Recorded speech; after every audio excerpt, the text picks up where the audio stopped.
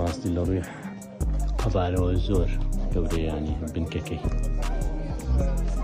خەڵکە سەڕێ دەگریتن.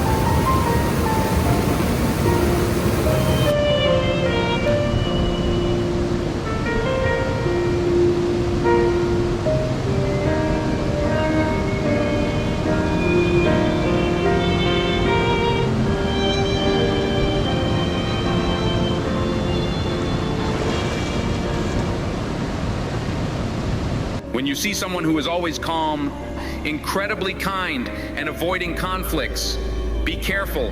This person notices everything. They remain silent because they know if they get angry, it will hurt. They keep everything inside, choosing to stay calm. But the day it explodes, it's a real storm. And the one who triggered that anger will bear the brunt.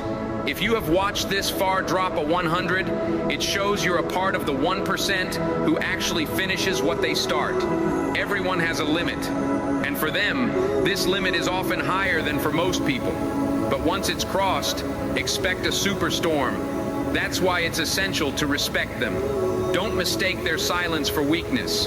Behind every calm smile, there is a strength and determination that can surprise you. Within the tranquility lies the reservoir of resilience.